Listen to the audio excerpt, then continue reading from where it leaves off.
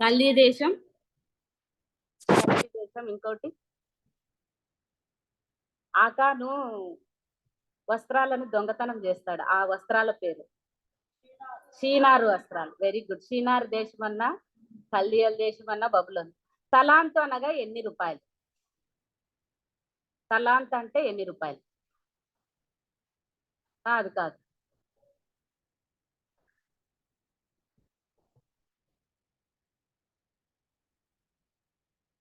తలాంతు 3600.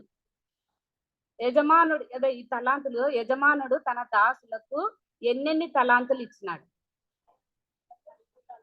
5, 2, 1. Very good. అమృతవల్లంటి. ఒక తలాంతు తీసుకొనిన వాడు ఏం చేశాడు?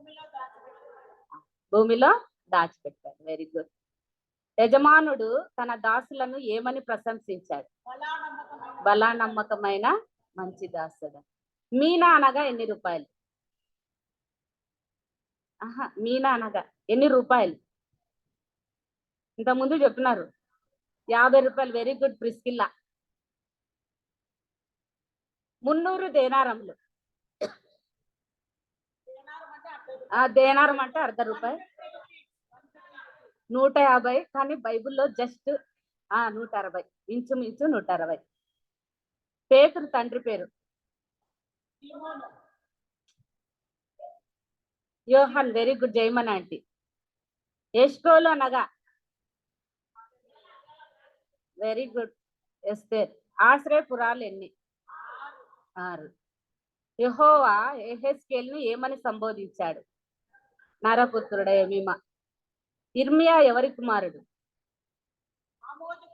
హిల్కియా. ఎస్తేర్ కరెక్ట్. హామాను భార్య పేరు జెరుషు. Very good. గలిలయ సముద్రానికి పేర్లు 2 ఉన్నాయి. ఇంకా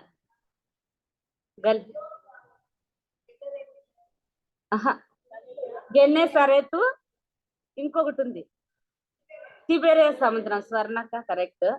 ఆంటీ కరెక్ట్. వస్త్రంలో కాక ఏమి చింపుకోవాలి? వెరీ గుడ్ హృదయములు. యెషయా ఎవరి కుమారుడు? ఆమోజు. Very good. ఎలీమెలెకు భార్య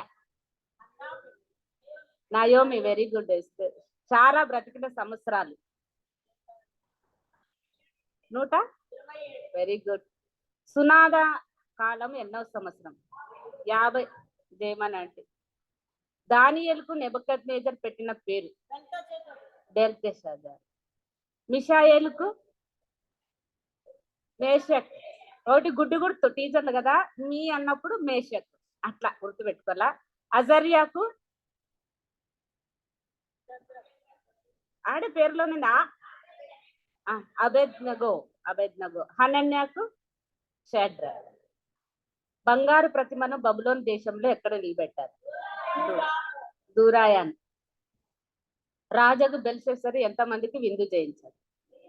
1000 మంది. Correct aunty. నపుంసకుడు అంటే వాళ్ళకి పెడతారు కదా లీడర్గా. కాదు కాదు, అక్కడ వేస్తారు. కాదు కాదు. కరెక్ట్ అక్క. అశ్వనాజు చారక్క. శాఖా ధాన్యాలు ఎన్ని రోజులు భుజించాలని? 10 రోజులు. తన రాజ్యం అంతటి పైన అధిపతులుగా ఉండుటకు ఎంతమంది అధిపతులను దర్యావేషు నిమిత్తం? Aunty very good correct aunty. 120. ఎన్ని సంవత్సరాలు రాజు భోజనం వారికి పెట్టారు? 3 సంవత్సరాలు. పల్లేరు చెట్లలో డాష్ పండ్లను కోయదురా. ఏం చెట్టు? పల్లేరు చెట్లలో ఏం పండ్లు? అంజూర పండ్లు. సౌలు ఫిలిస్తీన్లతో యుద్ధం చేయుటకు ఏ చెట్టు క్రింద దిగి ఉండెను? Very good Esther. దానిమ్మ చెట్టు. ఏ పక్షి దేవాలయంలో గూడు కట్టుకున్నది? వానకోవిల. మోషే ఏ పర్వతం మీద చనిపోయాడు? నెబో. స్వర్ణక్క. దేవుడు మోషేకి ఇచ్చిన బిరుదులు 2 ఉన్నాయి. నమ్మకమైన వాడు సాత్వికుడు. Very good. నమ్మకమైన యాజకుడు కాదా? యాజకుడు.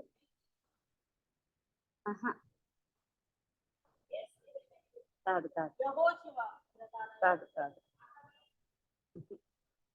ఇక కొద్ది ముందర రండి, న్యాయాధిపతులు వస్తారు. సాముయేల్, వెరీ గుడ్. 2వ అధ్యాయం 35వ వచనంలో నమ్మకస్తుడైన యాజకుడిని నేను ఎన్నుకున్నానని. నమ్మకస్తుడైన రాజు దావీదు, కరెక్ట్. ఏ నేరమైనను ఏ తప్పైనను లోపం కను దానియేల్, వెరీ గుడ్, బాగా చెప్పినారు. Thank you very much. దేవుడు నాకు ఇచ్చిన అవకాశం బట్టి వందనాలు. చెప్పాలంటే భయం వేస్తుంది, అవకాశం ఇచ్చినందుకు. మత్తయి సువార్త 25వ అధ్యాయం 21వ వచనం. మత్తయి సువార్త ఎవరన్నా తీసింటే చదవండి. 25, 21, 23 అవి రెండు చాలు. మత్తయి సువార్త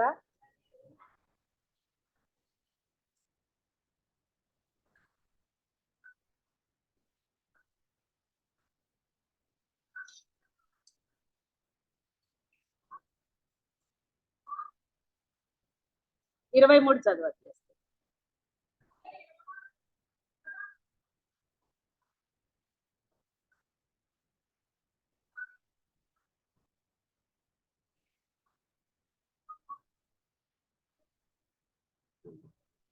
థ్యాంక్ యూ. ప్రార్థన చేస్తాను. మరి నేను నా మెసేజ్ కి తగ్గట్టు ఉదయం దేవరం అన్న ఒక పాట అన్నాడు. ఉదయము నవీన్ అన్న కూడా ఎవరి గురించి చెప్తున్నారు? నమ్మకస్తుని గురించి. ఆంటీ కూడా ప్రేమ గురించి నేను చెప్తున్నా. ఆ ప్రేమ పాట దేవుడు నిజం అంటే ఎంత బాగా కోయిన్సైడ్ చేసినాడు, చాలా సంతోషమైంది. ఆంటీకి వందనాలు. ప్రార్థన చేసుకున్నాము, చిన్న ప్రార్థన. పరిశుద్ధుడా, ప్రేమ నమ్మకం కలిగినటువంటి దేవా, నీ పాదాలకు వందనాలు, స్తుతులు, స్తోత్రములు. మరి ఉదయకాలం ప్రభా, మరి ఈ రోజు పరిశుద్ధ దినము, నీ దినము ప్రభా, అది నీ సొంతం ప్రభా. మరి నీ సన్నిధిలో చేరి మరి ఉదయకాలం అంతా నిన్ను స్తుతించి ఆరాధించినాం. మరి సాయంత్రం వేళలో స్త్రీలమైన మేము కొద్దిగా మంది చేరి మరి నైనా నీ సన్నిధిలో చేరి ఇంతవరకు పాటల ద్వారా నేను స్తుతించినాం ప్రభా. నాయనా నా తండ్రి, మరి క్విజ్ ద్వారా తండ్రి మరి బిడ్డలు ఎంతో చక్కగా తెలియజేశారు ప్రభా. అందుని బట్టి నీకు వందనాలు. మరి నాయనా నిలబడిన నా తండ్రి, నీ దాసరాలను నన్ను ఖాళీ చేసి నీ సిల్వ చాట్న మరుగుపరచుకోండి ప్రభా. యేసయ్యా, ఒట్టి దాన్ని మట్టి దానని ప్రభా. అయా కృప చూపించండి నాయన, సహాయం దయచేయండి. మరి నాయనా నీ మాటలు వినాలని ఎంతో ఆసక్తితో మరి ఇక్కడికి వచ్చినారు ప్రభా. మరి నాయన వారి సమయాన్ని వ్యర్థం చేయకోకుండా ప్రభా, విలువైన మాటలు ప్రభా, దింపితేన దారాల కంటే మధురాతి మధురం ప్రభా, మేలిమి బంగారం కంటే నైనా ఎంతో విలువైనవి తండ్రి ప్రభా. మరి నాయన ప్రతి ఒక్క హృదయాన్ని ఖాళీ చేసి వాళ్ళ మనసులు ఎక్కడెక్కడో పోకోకుండా నీ మాటలు వినుటకు తగిన తండ్రి మరి శక్తిని, బలాన్ని, ఆలోచన శక్తిని, జ్ఞానాన్ని వారికి అనుగ్రహించమని వేడుకొంచున్నాం ప్రభా. మరి నాయనా నా తండ్రి చేరొచ్చిన ప్రతి ఒక్క బిడ్డ నైనా నీ వాక్యంతో సంధించి నైనా హెచ్చరిక పొంది బలం పొందగలిగినట్టు కృప చూపించండి నైనా. సమస్తం నీ చేతుల్లో పెడుతున్నాను ప్రభా. నా తండ్రి నిలబడడానికి నాకు శక్తిని ప్రభా, నా నోటిలో మీ మాటలు ఉంచమని నజరేయుడైన యేసు క్రీస్తు నామంలో అడిగి వేడుకొచ్చున్నాం తండ్రి, ఆమేన్.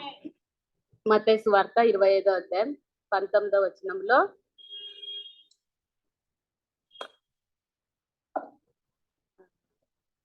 ఇక్కడ మనము చూస్తున్నాం, కింద కూడా ఉంది చూడండి. ఒక తలాంతు అంటే 3600 అని ఉంది.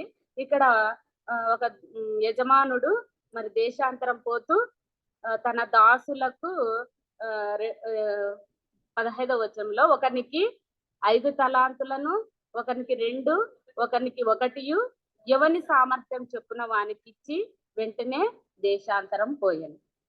మరి అంటే దేవుడు ఒక్కొక్క సామర్థ్యం ఉంటుందన్నమాట. ఒక్కొక్క తలాంత్ ప్రతి ఒక్కరికి దేవుడు ఒక తలాంత్ అనేది ఇచ్చింటాడు. నాకు ఏ తలాంతు లేదే అనేది లేదు. అది మనము ప్రార్థన చేస్తా అంటే వెలికి దేవుడు అది వస్తుంది బయటికి వాళ్ళ సామర్థ్యాన్ని బట్టి. మరి ముగ్గురికి ఇచ్చినా కానీ మరి 2 మట్టుకే వాళ్ళు ఏం చేసినారంటే ఆ తలాంతులను తీసుకొని మరి దానిలతో వ్యాపారం చేసినట్టు చూసుకుంటున్నాం. ఇక్కడ 21వ వచనంలో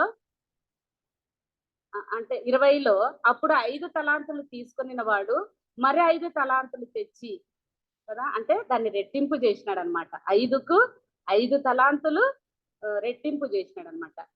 మరి 2 తలాంతులు తీసుకున్నవాడు 4 చేసినాడు.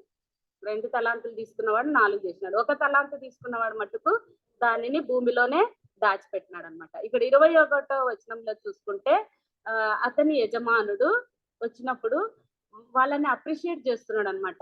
ఏమని అనంటే, బలా నమ్మకమైన మంచి దాసుడా, నీవు కొంచెంలో నమ్మకముగా ఉంటివి అని. పిల్లలను కూడా మేము స్కూల్లో ఏం చేస్తా అంటామంటే, బాగా చదివినాడంతో వెరీ గుడ్, గుడ్ బాయ్ అని చెప్పేసి హోంవర్క్ లో కూడా అట్లా రాసినప్పుడు రైట్ వేసి అంతే చేస్తే వాళ్ళకి ఎంతో సంతోషం అవుతుంది అనమాట. కాబట్టి ఇక్కడ యజమానుడు వాళ్ళని అంతగా ప్రశంసిస్తున్నాడు అనమాట. ఏమని అంటే, బలా నమ్మకమైన మంచి దాసుడా అని. ఈ కొంచెంలో నమ్మకముగా ఉంటుంది. అంటే ఈ రోజు ఉదయం నవీన్ అన్న చెప్పినాడు, మన దేవుడు నమ్మదగిన దేవుడు, ఆయన ఎలాంటి వాడో లక్షణాలు కూడా ఉదయం అన్న చెప్పినాడు. ఈ రోజు ఈ సేవకులు ఇద్దరు గురించి చెప్పాలనుకుంటున్నా. ఒకడు 5 తలాంతులు తీసుకున్నవాడు, ఇంకోడు 2 తలాంతులు తీసుకున్నవాడు. వాళ్ళు ఎందుకు అంత శబాష్ అనిపించుకున్నారు? అంత అంటే యజమానితో మరి అంత అప్రిషియేట్ పొందినారన్నమాట. బలా నమ్మకమైన మంచి దాసుడా. మరి వాళ్ళల్లో ఉన్న లక్షణాలు ఎలాంటివి అని మనము యజమానుని మనము ప్రేమించినప్పుడే, అంటే మన ఇండ్లలో సర్వెంట్లైనా చూసినాం అనుకో, వాళ్ళు బాగా పని చేస్తా అంటే వాళ్ళకి ఏమన్నా ఇయ్యాలనిపిస్తుంది, వాళ్ళ మీద ప్రేమ వస్తుంది. మరి ఈ దాసులు ఏం చేసినారంటే, మరి ఆ యజమానుడు వాళ్ళకి ఇచ్చిన 5 తలాంతులను 10 చేసినాడు, 2 తీసుకున్నవాడు 4 చేసినాడు. అందుకే యజమానుడు వాళ్ళని మెచ్చుకున్నాడు అనమాట. అంత అంటే వీళ్ళు యజమానుని ప్రేమించినారు. అదే విధంగా లూకాసు వార్త 19వ అధ్యాయము 14వ వచనం చూడండి. ఈ దాసులు ఎట్లా ఉన్నారు చదవండి. లూకాసు వార్త 19.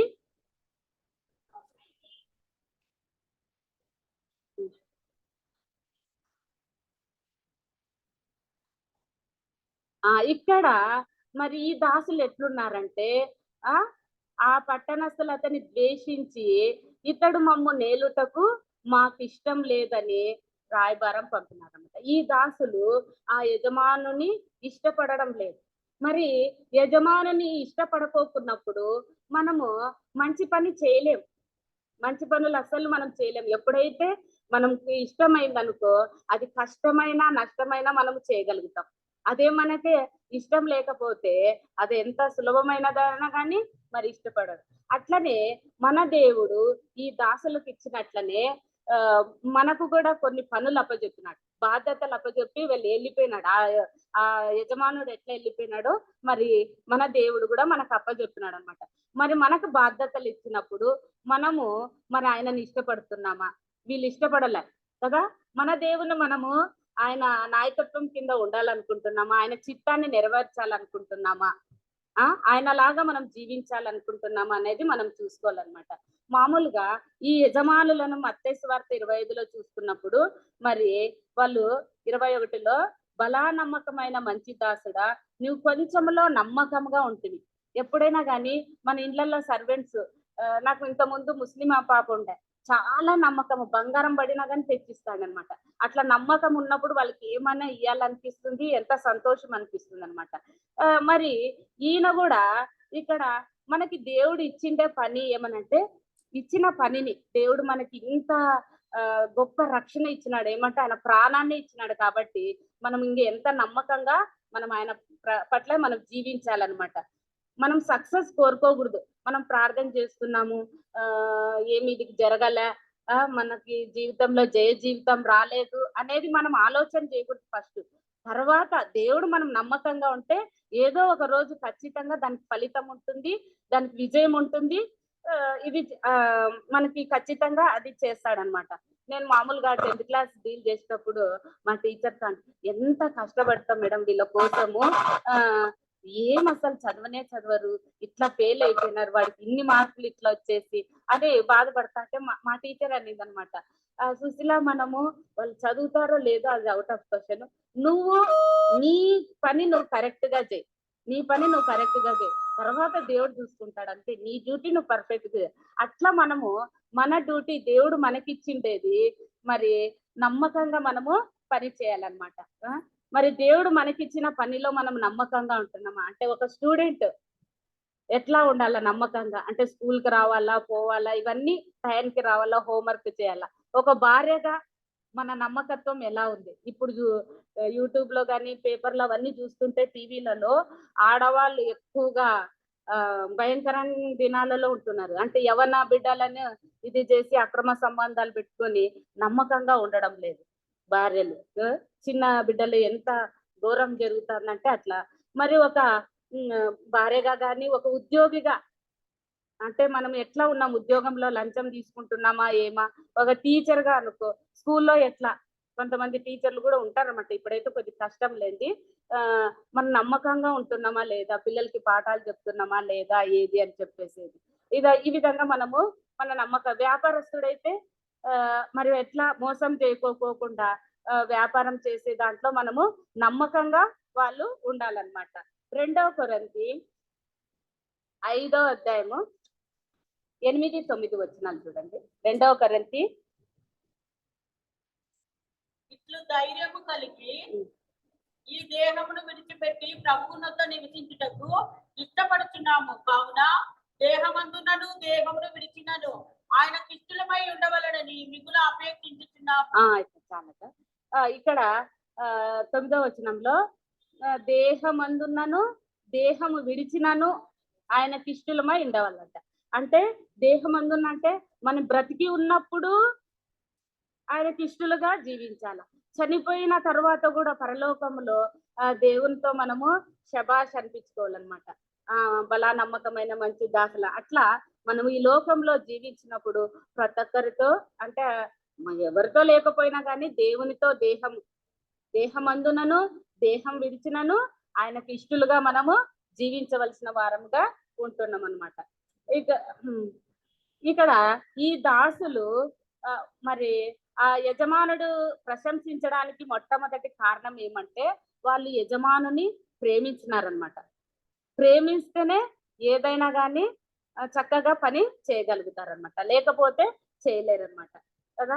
ఇప్పుడు మన ఇంట్లో వాళ్ళే అనుకోండి, మన వాళ్ళే ఎవరో భర్తనో ఎవరో పిల్లలే మనల్ని చంపాలని ప్లాన్ చేస్తున్నారు అనుకో, అప్పుడు ఎట్లుంటుంది మనకి? మనకి తెలిసిన వాళ్ళ బంధువులే, మన ఇంట్లో వాళ్ళే ఎవరైనా కానీ మనల్ని చంపాలని చూస్తే వాళ్ళని ముద్దు పెట్టుకుంటామా? వాళ్ళతో పోయి మాట్లాడిస్తామా? మాట్లాడలేదు.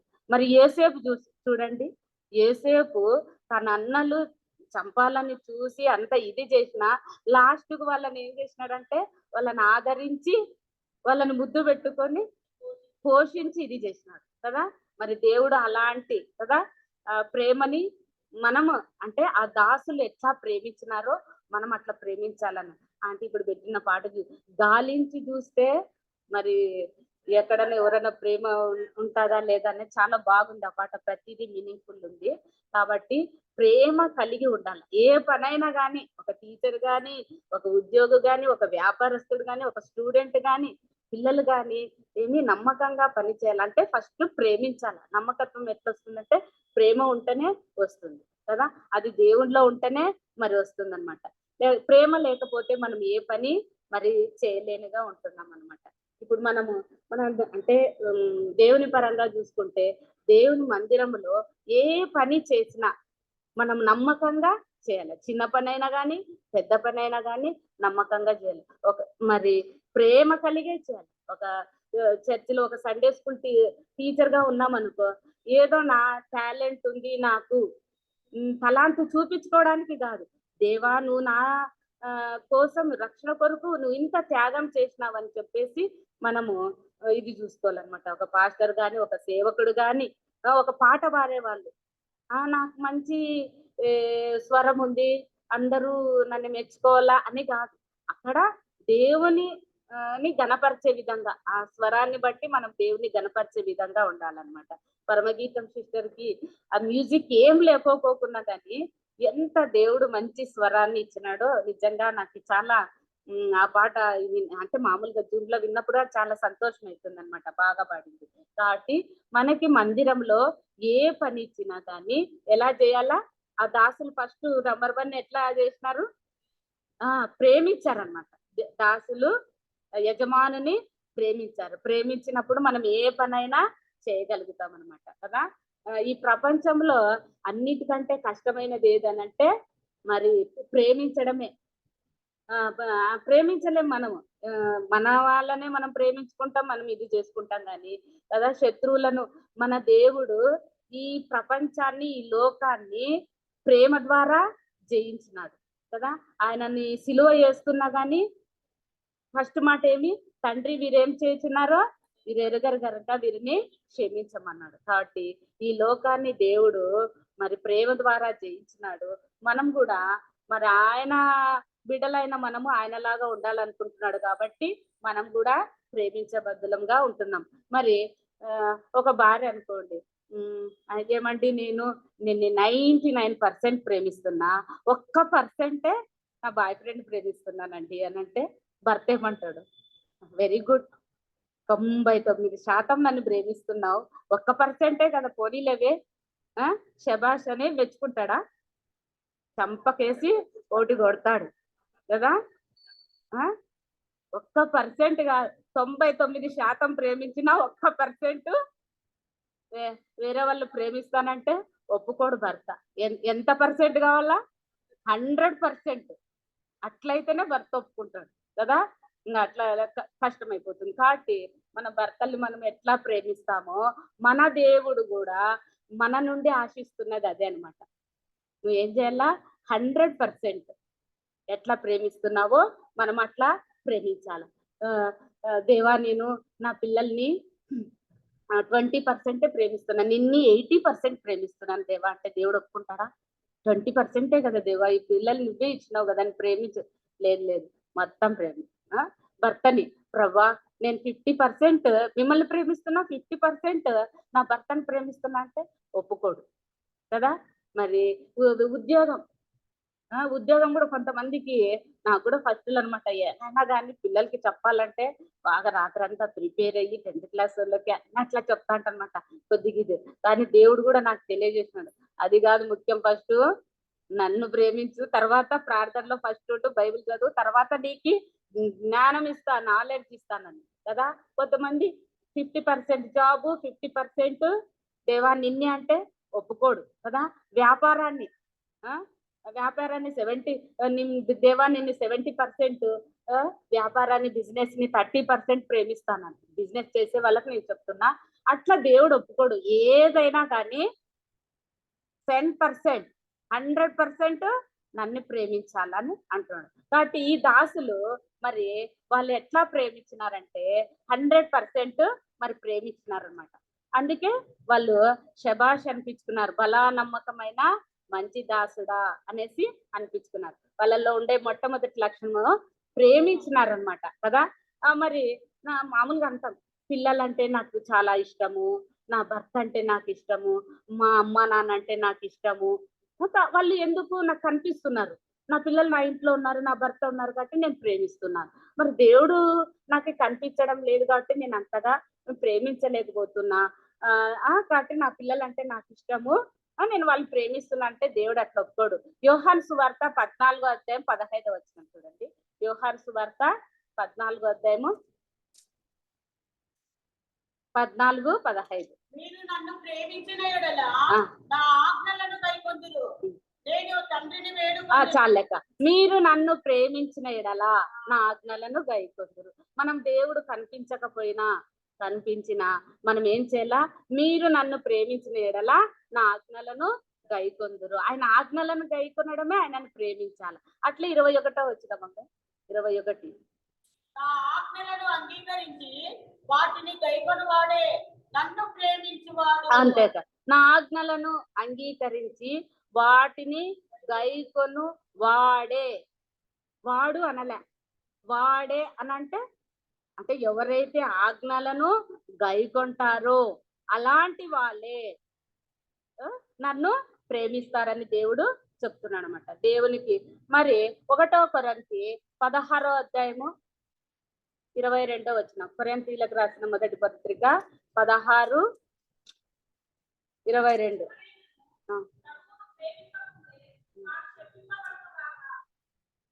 చెప్పి చాలు చాలు. అమ్మో ఎంత భయంకరమైన మాట కదా, ఈ మాట వింటంటేనే భయం అయిపోతుంది. దేవుని మాటకు మనం విధేయత చూపకపోతే ఏమైతుందంట, శాపమే వచ్చేస్తుంది. కాబట్టి ప్రేమ లేకపోతే మనకి శాపమే. యోహాను సువార్త లాస్ట్ అధ్యాయం 24 అనుకుంటా. యోహాను సువార్త 21వ వచనం, 21వ అధ్యాయము 15వ వచనం నుంచి చదవండి.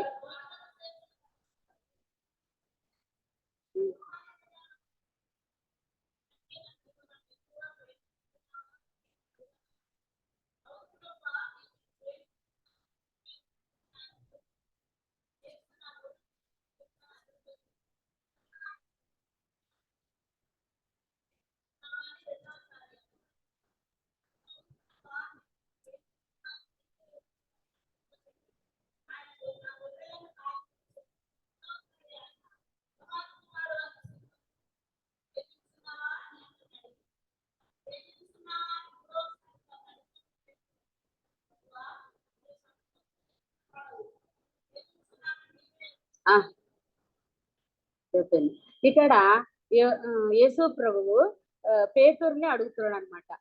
నీవు నన్ను ప్రేమించుతున్నావని ఎన్నిసార్లు అడిగినాడు? 3 times అడిగినాడు కదా. అంటే ఇక్కడ దేవుడు ఏం చేస్తున్నాడంటే, ఫస్ట్ లో చూడండి, వీరి కంటే అంటే 2 గుంపులు ఉన్నాయి. ఇప్పుడు మా దేవుడు నన్ను అనుకో, వీళ్ళందరికంటే సుశీల నువ్వు నన్ను ఎక్కువగా ప్రేమించుతున్నావా కదా. అట్లా దేవుడు వీరి కంటే నన్ను ఎక్కువగా ప్రేమించుతున్నావా 3 సార్లు అడుగుతున్నాడు. మాటి మాటికి ఇంకా పేతురుకి కోపం వచ్చేసింది. ప్రభా నీకే తెలుసు కదా. అంటే దేవుడు ఎందుకు మాటి మాటికి అడుగుతున్నాడంటే, అంటే ఒక బాధ్యత, ఒక పని అప్పచెప్పేటప్పుడు దేవుడు ఏం ఎక్స్పెక్ట్ చేస్తున్నాడంటే ప్రేమ. నువ్వు ఫస్ట్ ప్రేమిస్తేనే నా పని చేయగలుగుతావు, లేకుంటే చేయలేవు. కాబట్టి ఏదైనా కానీ, ఎవరైనా సర్వెంట్లు కానీ, మనము మన హెచ్ఎం కానీ, స్కూల్లో ఆఫీసుల్లో బాస్ కానీ, ఎవరైనా కానీ మనము పని ఇష్టంగా మనం చేయాలా అని అంటే ప్రేమించాలి. అప్పుడైతేనే ఆ వర్క్ అనేది మనము కరెక్ట్ గా చేయగలుగుతాం. దేవుడు ఆశిస్తున్నది ఏమనంటే 3 సార్లు అడుగుతున్నాడు. ఎందుకు? ఒక పని అప్పచెప్తున్నాడు. ఏం పని అప్పచెప్పినాడు? నా గొర్రెలను మేపుము అని అంటున్నాడు అనమాట. అంటే దేవుడు ఒక పని మనకు అప్పచెప్పేటప్పుడు ప్రేమ అనేది మొట్టమొదట మరి ఆశిస్తున్నాడు అనమాట. కాబట్టి మనం కూడా మందిరంలో ఒక పాట పాడుతున్నా, ఆంటీ నన్ను మెచ్చుకోలే, ఎవరు కూడా నన్ను అప్రిషియేట్ చేయలే, అట్లా కాదు.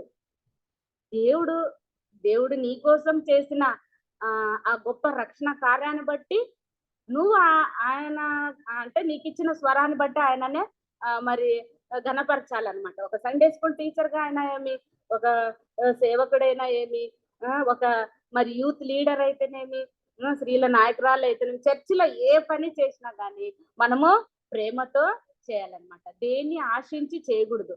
అయ్యో నాకు లేదు ఈ పని అని చెప్పి సనగడము గొనగడము అనేది ఉండకూడదు. సనగడము గొనగడం ఉంటే దాంట్లో ప్రేమ లేనదే అనే అర్థమైపోతుంది. కాబట్టి దేవుడు మనకిచ్చిన పనిని మనము ప్రేమతో చేయాలన్నమాట. ప్రేమకు ఆపోజిట్ ఏం చెప్పండి? అబ్బా అంత ఈజీగా అయితే నేను ఎందుకు అడుగుతా చెప్పండి. ప్రేమకు ఆపోజిట్ కాదు, ప్రేమకు ఆపోజిట్ స్వార్థం. ప్రేమకు ఆపోజిట్ స్వార్థం అనమాట. అంటే స్వార్థం అంటే ఈ అంత దినాలలో ఎక్కువ సెల్ఫిష్నెస్, నేను నా పిల్లలు నా భర్త అంతే, ఇంకా ఎవరు ఇట్లా అవసరం లేదు అనమాట. కానీ మన దేవుడు ఎలాంటి వాడంటే, యోహాను సువార్త 3:16లో దేవుడు లోకమును ఎంతో ప్రేమించెను కాగా తన కుమారుని ఇచ్చెను. ప్రేమించినాడు కాబట్టి తన కుమారుని ఇచ్చినాడు కదా. మరి ప్రేమలో ఉండే లక్షణం ఏమనంటే ఇచ్చే గుణం ఉండాల. స్వార్థం అంటే ఇవ్వరనమాట కదా.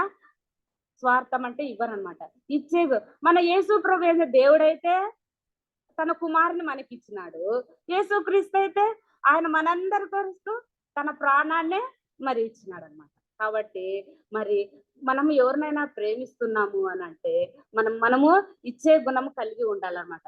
కరోనా టైంలో చూసినాం, అంటే టీవీలో చూస్తూ ఉంటాం అనమాట. మన వాళ్ళు, మన చర్చి వాళ్ళు, మేము కూడా మా అంటే టీచర్స్ తరపున డబ్బులు అట్లా వసూలు చేసి ఆ సార్ వాళ్ళంతా ఇట్లా ఫోటోలు దిగి అంతా అట్లా అంటే అంటే మనము అది ప్రేమతో చేసినట్లు కాదు. అంటే ఫోటోల కోసమో ఏదో ఎక్స్పోజింగ్ కోసమో మనం చేస్తున్నాం కానీ అంటే నిస్వార్థంగా మనం చేయాలన్నమాట.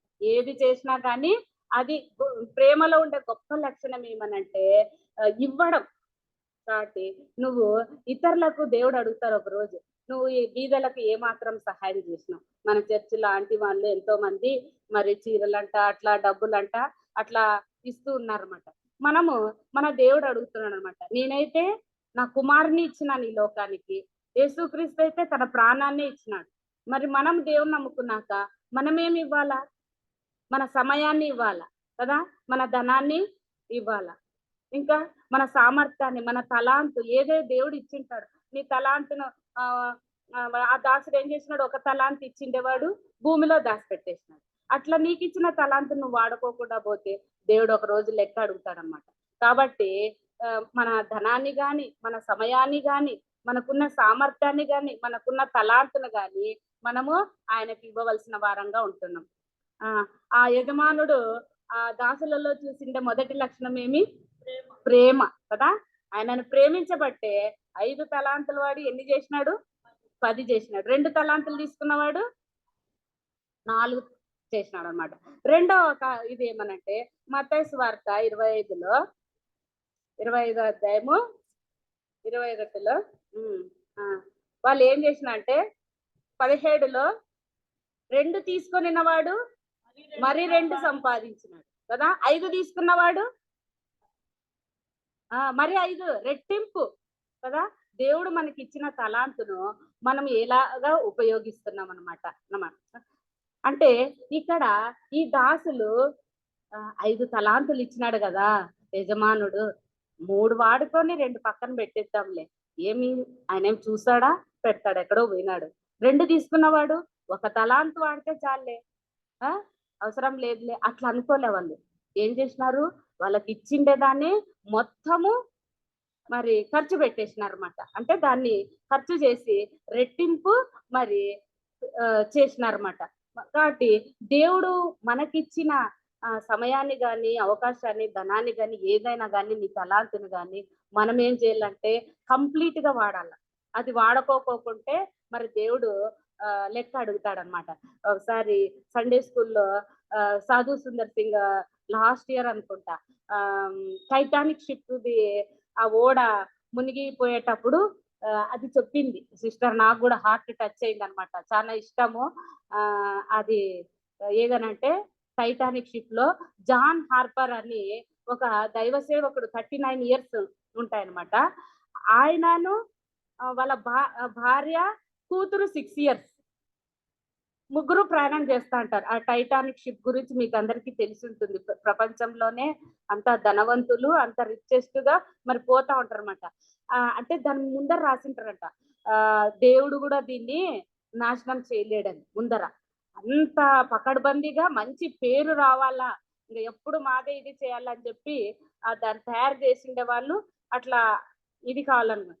వాళ్ళు ప్రయాణం చేస్తున్నారు, మధ్యలో ఐస్బర్గ్ వచ్చి దానికి అది కొట్టే లోపల అది ఓడ 2 ముక్కలు అయితే ఇదైతే అప్పుడు నీళ్లు లోపలికి వచ్చేటప్పుడు ఈ జాన్ హార్పర్ ఏం చేసినాడంట, 2 లైఫ్ జాకెట్లు ఉన్నట్ట. వాళ్ళ భార్య ఏమో నీళ్ళల్లో పడి చనిపోయిందంట, కూతురు తను ఉన్నాడు. 2 లైఫ్ జాకెట్లు అవి వేసుకుంటే బెల్ట్ కట్టేసుకొని మనము నీళ్ళలో మునిగిన చచ్చిపోమన్నమాట.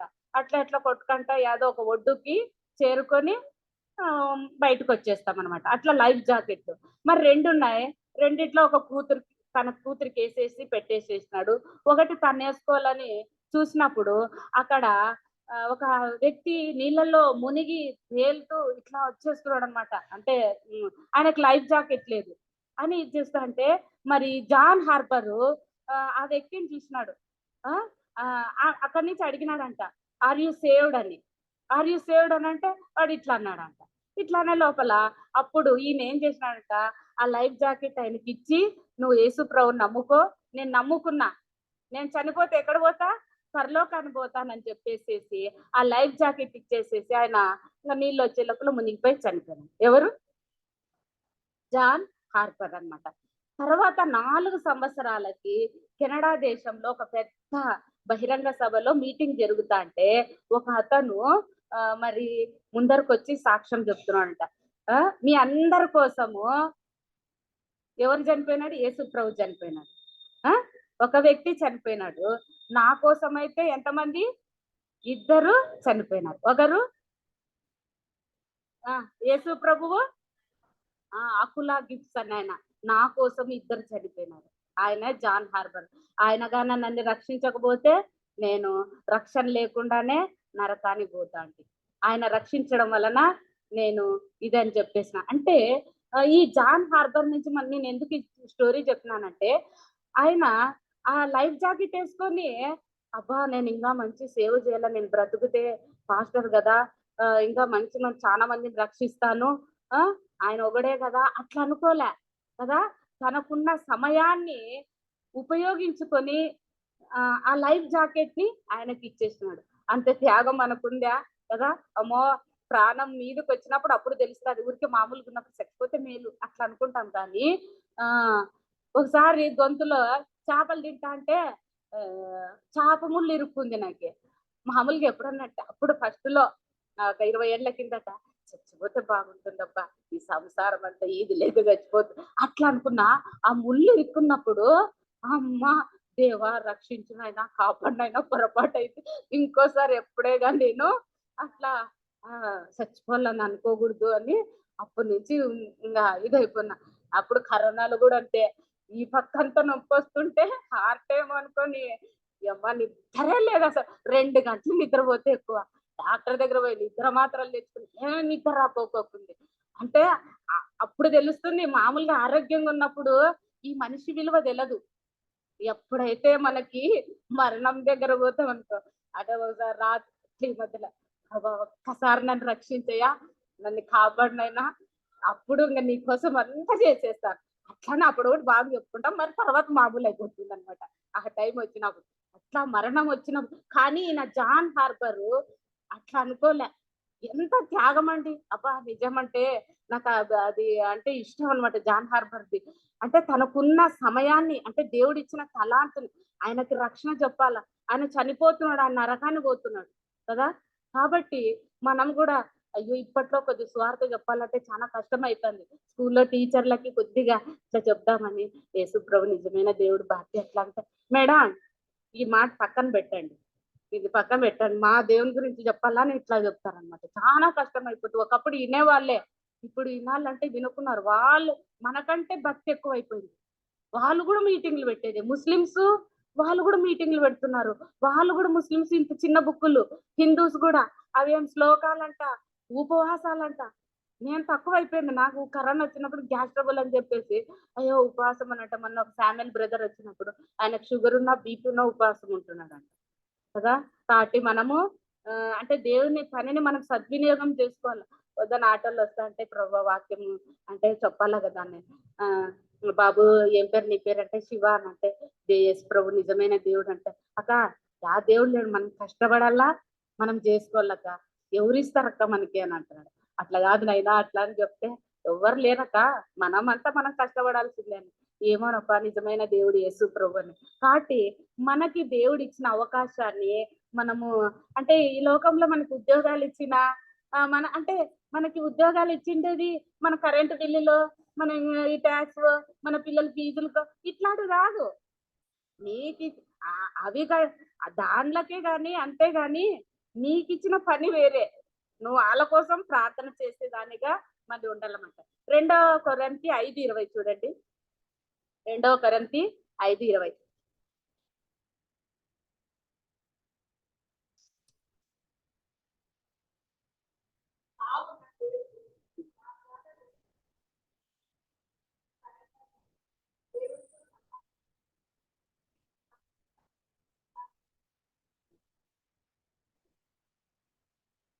చాలేక క్రీస్తుకు మేము క్రీస్తుకు రాయబారులమై దేవునితో సమాధాన పడుడని క్రీస్తు పక్షంగా పౌలు చెప్తున్నాడు కదా. దేవునితో సమాధాన పడాలని క్రీస్తుకు రాయబారులు. అసలు మనల్ని పంపించిందే ఈ లోకానికి దేవుడు తన పని చేయాలని కదా. జగత్తు పునాది వేయబడక మునిపే నిన్ను పుట్టించిండేది. ఒక్కసారి దేవుని నమ్ముకున్నాక మామూలుగా అందరు అనుకుంటారు నేనేమి స్వార్థ చెప్పుకోకపోయినా పర్లే, దేవుడు నాకు రక్షణ ఇచ్చినాడు, నా పాపాలు కడిగేసినాడు, ఒకవేళ నేను చచ్చిపోతే పరలోకానికి పోతా, ఇక చాలు. అట్లా కాదు. నువ్వు ఏ రోజు రక్షింపబడతావో ఆ రోజు నీకు ఒక పని, నీకు ఒక బాధ్యత ఇచ్చినాడు. ఏది? నువ్వు ఇతరులకు సువార్త చెప్పాల. నీ కుటుంబము, నీ పిల్లలు, నీ ఇరుగు పొరుగు వారు, నువ్వు పని చేసే చోట, నీ స్నేహితులకు, వీళ్ళ కోసం మనము ప్రార్థన చేసేవారుగా రాయబారులుగా మనల్ని పెట్టినాడు అనమాట కదా. దేవునితో సమాధాన పరచడు. వాళ్ళకి ఇప్పుడు దేవునితో సమాధానం లేదు, అన్యులకు మన దేవునితో సమాధానం లేదు. వాళ్ళని ఏం చేయాలా? మనము మన దేవుని పక్షంగా రాయబారులుగా ఉండి దేవునితో సమాధాన పరచాలన్నమాట. దేవునితో మనము వాళ్ళని ఐక్యత చేయాలా, వారిని మనం ఇది తీసుకురావాలన్నమాట. ఒక దైవ సేవకుడు అనంట అక్కడ అమెరికాలో 4 రస్తాలు కలిసే చౌరస్తాలో ఒక మూలకి నిలబడి కుర్చీ వేసుకొని స్వార్థ చెప్తున్నాడు అనమాట. దేవుణ్ణి నమ్ముకోండి అట్లా అంతా చెప్పి ప్రతిరోజు అక్కడికి ఉదయమే వచ్చి సువార్త చెప్పి అంతా చేస్తా అంటే ఫస్ట్ లో అందరు బాగా వచ్చేవాళ్ళంట. తీరా చూస్తా అంటే తక్కువైపోయి ఎవ్వరు రాకున్నానంట. అబ్బాయి ఎవరు వినడం లేదు, ఎందుకు చేయాలా, నేను చేసిండే ప్రయాస అంతా వ్యర్థం అయిపోతుంది అని అనుకొని ఆయనకి ఇచ్చిపెట్టేసినంట. ఒక నెల రోజుల తర్వాత ఒక యవనస్తుడంట సేమ్ అదే ప్లేస్ లో 4 చౌరస్తాలో ఒక మూలన కుర్చీ వేసుకొని వాక్యం చెప్తున్నాడంట. వాక్యం చెప్తుంటే అందరూ ఇది గుమిగుండంట. ఈయన కూడా ఆ రూట్ లో వచ్చేసి ఎవరని చూస్తే ఒక యవనస్తుడంట సువార్త చెప్తుంటే అంత ఇట్లా వింటున్నాడంట. బాబు నీకు ఎవరు చెప్పినారు ఇట్లా అని అంత మీటింగ్ అయిపోయినాక ఆయనకు అడిగితే సార్ ఇట్లా ఒక ఆయన ఇక్కడ నిలబడి ప్రతిరోజు వాక్యం చెప్తుండే ఆయన వాక్యం ఇప్పుడు రావడం లేదు, ఎందుకో తెలియదు, ఆయన ద్వారా నేను రక్షింపబడి నేను సువార్త చెప్తున్నంటే ఆయనకు సిగ్గు అనిపిస్తున్నాను. అంటే మనుషులు వస్తేనే చెప్పేది లేకోకుండా లేదు కదా. అట్లా మరి చూడు అప్పుడు ఈయనకి సిగ్గు అనిపించిందంట దైవ సేవకునికి. అబ్బా నేను ఆత్మను రక్షించినాను, ఆత్మనే కాదు ఆత్మలను రక్షించే ఆత్మ. ఆ అబ్బాయి ద్వారా ఎంతో మంది రక్షణ పొందినారు. కాబట్టి ఎవరు వినడంలే, ఎవరు రాలే అట్లా కాదు, మన పని మనం చేస్తా ఉండాలి కదా. ప్రార్థన అన్నా మనం చేస్తా ఉండాలి. నంబర్ 1 ఆ యజమానుడు చూసిండేది ప్రేమ. రెండోది వాళ్ళకి ఇచ్చిన తలాంతును పూర్తిగా వాడేసుకున్నారు. 5 తలాంతులు అంటే 5 వాడేసినారు, 2 అంటే 2 వాడేసినారు. అట్లా దేవుడు మనకిచ్చిన తలాంతులు అంటే ఇప్పుడు చూడ జాన్ హార్బర్ ఏం చేసినాడు, తనకి ఇంకా చివరి అవకాశంలో ఇంకా ఆ రక్షణ బట్టి మనం కూడా అట్లా రక్షించే వారుగా ఉండాలి. మరి మూడోది ఏమంటే యజమానుడు లేకపోయినా, యజమానుడు చూడకపోయినా వాళ్ళు ఏం చేసినారు, నమ్మకంగా పని చేసినారు. మామూలుగా ఇళ్ళల్లో అంతే, మనుషులు చూస్తా అంటే వాళ్ళంతా కొద్దిగా బాగా ఉడుస్తారు, బాగా చేస్తారు. మనుషులు లేకపోతే సరిగ్గా చేయరు కదా. నేను ఫస్ట్ లో జాబ్ వచ్చిన కొత్తలో అప్పుడు ఈ ఫేస్ యాప్ బయోమెట్రిక్ లేవన్నమాట. నేను ఒకటే టీచరు, సార్ వాళ్ళు 3 ఉండనమాట. హెచ్ఎం సార్ రాకపోతే వీళ్ళు ఏం చేస్తారంటే ఈరోజు రాకపోకుండా ఆయన వీళ్ళు కూడా సెలవు పెట్టుకునే, మేడం మీరు ఒక రోజు తీసుకోండి అని. సార్ నాకు వద్దు సార్, మేము క్రిస్టియన్స్ అట్లాంటివి మేము చేయకూడదు అంటే, ఏ మేడం ఏం రాదండి, వద్దు సార్ మేము నమ్మకంగా ఉండాలా అని చెప్పిన. ఒకసారి ఆ సార్ నేను సెలవు పెట్టినాను, ఆ సార్ సడన్ గా వచ్చేసినాడు. వేరే సార్ సెలవు పెట్టింటే సీఎల్ వేసేసినాడు అనమాట. పెద్ద గలాట్ అయిపోయింది. అమ్మయ్య నాకు రాడు తీసుకోకున్నందుకు మేలైన.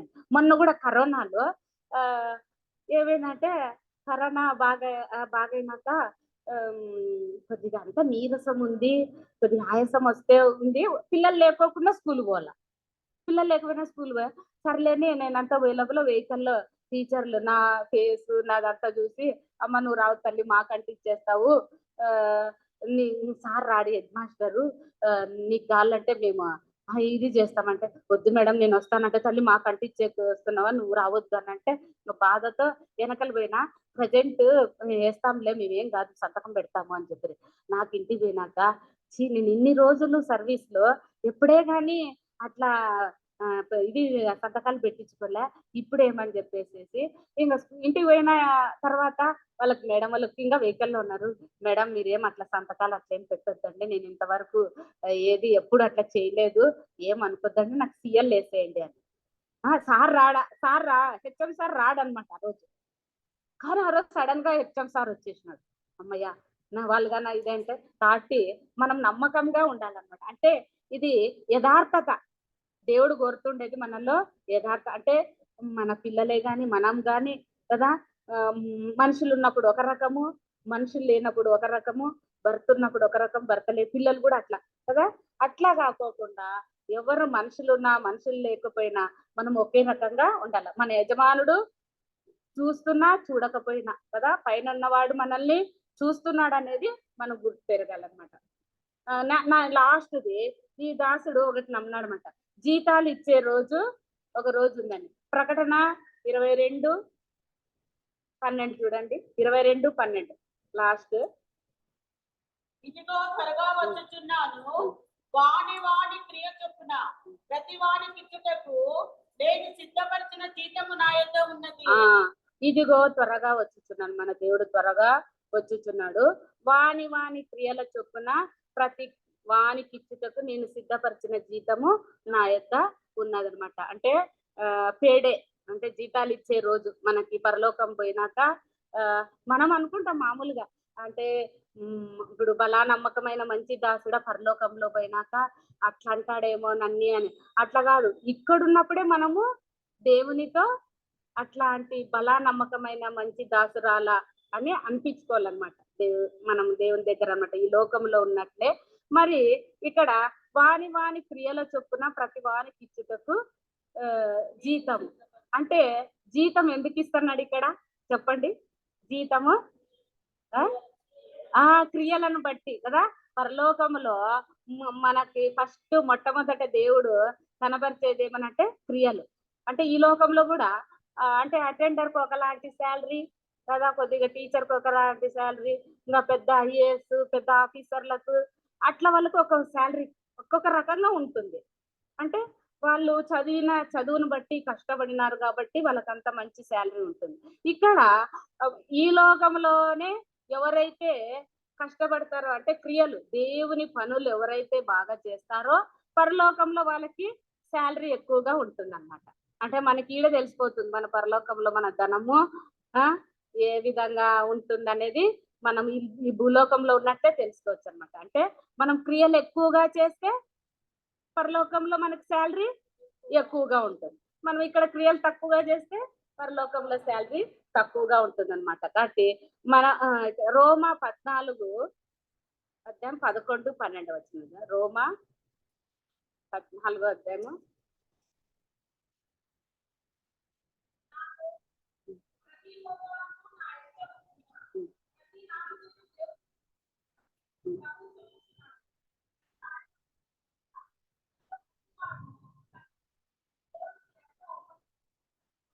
అక్కడ పరలోకాన్ని పోయినాక మనలో ప్రతి వాడును తన గూర్చి దేవునికి లెక్క అప్పజెప్పాల.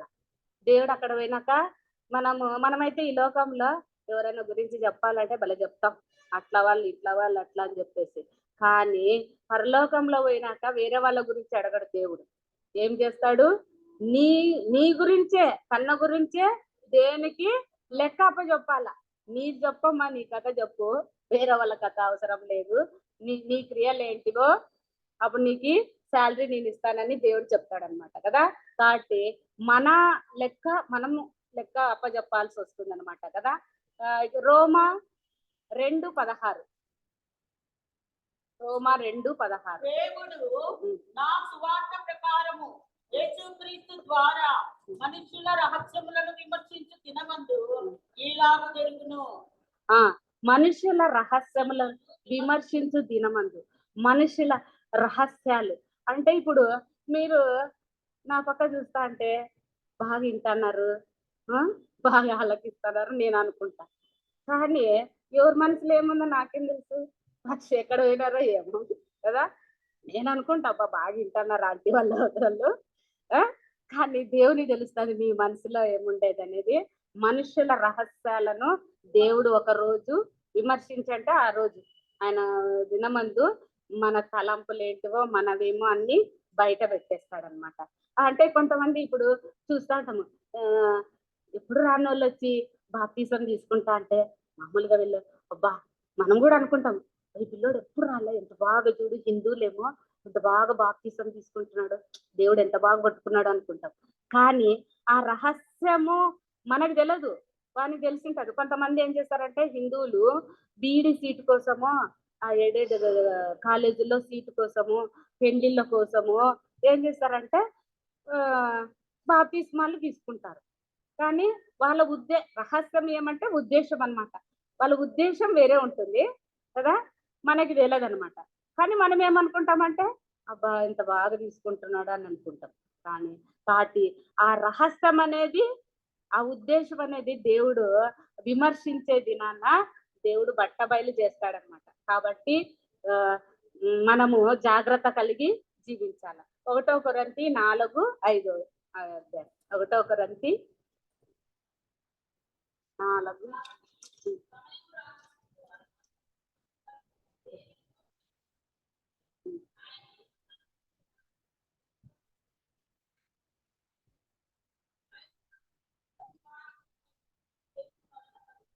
ఇక్కడ ఏమంటున్నాడంట కదా, ప్రభు వచ్చు వరకు దేని గురించి తీర్పు తీర్చకుడు, అంధకారమందలి రహస్యములను వెలుగులోనికి, అంటే నీ హృదయంలో ఉన్న ఉద్దేశాలు, రహస్యాలను దేవుడు ఒక రోజు బయటకి తీసుకొని వస్తాడనమాట. కాబట్టి మనం జాగ్రత్తగా ఉండాలి. 2 కొరింథీ 5:10 లాస్ట్.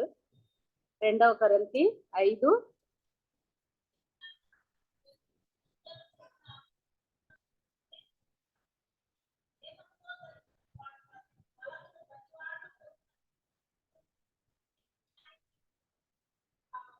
ఇక్కడ ఏమంటున్నానంటే మంచివైన క్రియలు, కాబట్టి మన క్రియలను బట్టి మనకి జీతము పరలోకంలో పెరుగుతుంది. ఇక్కడ క్రియలు ఎక్కువగా చేస్తే పరలోకంలో శాలరీ ఎక్కువ ఉంటుంది అనమాట.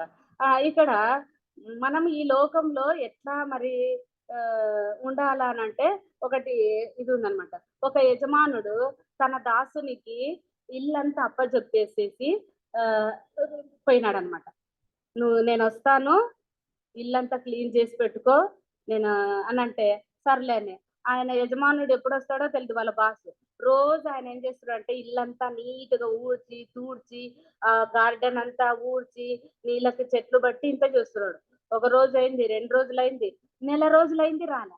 పక్కింటి ఆయన చూసి ఈ పిల్లోడు దాసుడు ఎంత మంచోడబ్బా, వాళ్ళ యజమానుడు రాకపోకున్నా అంత బాగా పని చేస్తున్నాడని రోజంతా క్లీన్ చేస్తా అంటే ఒక రోజు చూడలేక వచ్చి ఏంపా మీ సార్ వస్తున్నాడా రేపు అని అంటే, రేపు కాదు సార్ ఈ రోజే రావచ్చేమో, అందుకే చేస్తున్నాను అని. అంటే మన దేవుడు కూడా ఎప్పుడు వస్తాడో మనకి తెలియదు.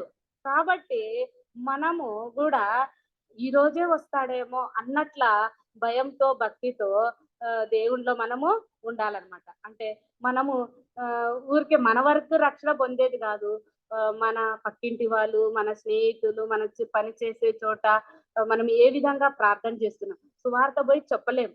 కనీసము ప్రార్థన చేసే బైబిల్ చదువుకోకున్నా వచ్చి రాకోకోకున్నా కానీ ప్రార్థన అనేది దేవుడు అందరికీ ఇచ్చినాడు, అది గిఫ్ట్.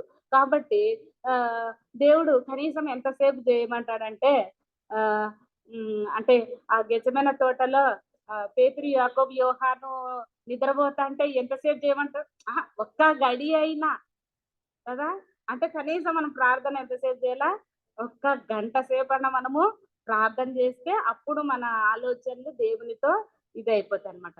కాబట్టి మన ప్రార్థనా లిస్టులో మన ఎంతమంది పేర్లు ఉన్నాయి, కాబట్టి ఒక నోట్స్ పెట్టుకొని మనం తయారు చేసుకొని రోజు ప్రార్థన చేయాలి మన కోసమే. కాబట్టి దేవుడు ఆ దాసుడు ఎట్లయితే రోజు కసుడుస్తున్నాడు అంటే వస్తాడేమో ఈ రోజే అన్నట్ల ఎట్లా నమ్మకంగా పని చేస్తున్నాడో మన దేవుడు మనం వచ్చేంత వరకు మనం కూడా అలాగ ఈ రోజే వస్తాడేమో అని చెప్పేసి ప్రార్థన మనం చేస్తూ మరి ముందుకు సాగాలన్నమాట. ఈ యజమానుడు ఈ దాసులు యజమానుని అంతగా యజమానుడు ప్రశంసించడానికి మొట్టమొదటి కారణం ఏమంటే ఆయనను ప్రేమించినాడు. రెండోది వాళ్ళకి ఇచ్చిన తలాంతుని మొత్తము ఆ సద్వినియోగం చేసుకున్నారు, ఖర్చు పెట్టినారు. మూడోది యథార్థత, చూడినా చూడకపోయినా కానీ వాళ్ళు వాళ్ళ పని చేసినారు అన్నమాట. నాలుగోది జీతాలు ఇచ్చే రోజు. మనకు కూడా ఒక రోజు దేవుడు జీతాలు ఇస్తున్నాడు. మన జీతాలను పెంచుకోవాలంటే ఈ లోకంలోనే మన క్రియలు ఎక్కువ చేసుకోవాలన్నమాట. దేవుడు తన వాక్యాన్ని దీవించింది.